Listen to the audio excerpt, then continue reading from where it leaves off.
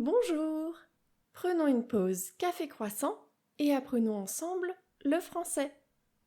Aujourd'hui, on apprend ou on révise ensemble du vocabulaire bien pratique, ce qui va dans la trousse de toilette.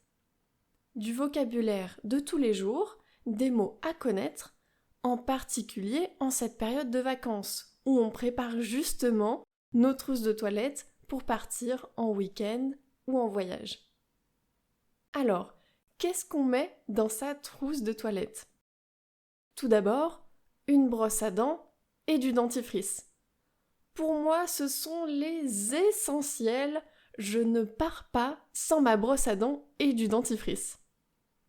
Ensuite, du savon et du shampoing.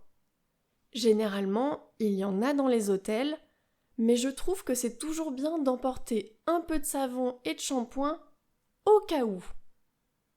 Ensuite, du déodorant ou, comme on dit souvent en France, du déo. Du déodorant pour sentir bon, un petit déo stick à glisser dans sa trousse de toilette. Des cotons-tiges, c'est essentiel aussi pour se nettoyer les oreilles. Il faut aussi une brosse à cheveux ou un peigne. Une brosse, c'est parfois plus pratique pour démêler des cheveux longs, ou pour des cheveux courts, ou pour certaines coiffures, il vaut mieux un peigne.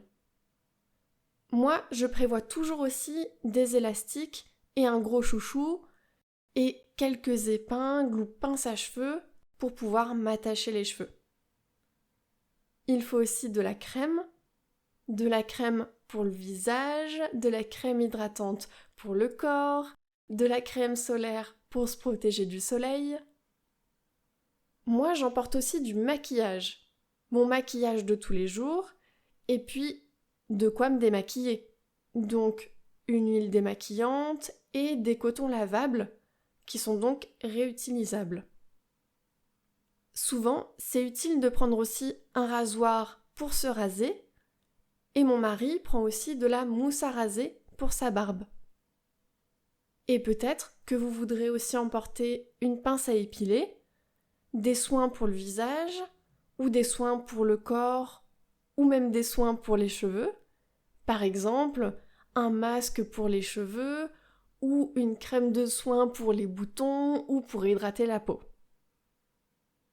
Voilà, c'est tout pour aujourd'hui dans la pause café-croissant. Si vous voulez lire ce vocabulaire, je vous invite à aller sur notre site internet lapausecafécroissant.fr où il y a la transcription de chaque épisode. Donc vous pouvez lire ce qu'on dit dans le podcast et chaque mot est surligné au moment où on le dit. Donc c'est un super outil pour retenir encore mieux le vocabulaire et la prononciation. Prenez soin de vous et à demain!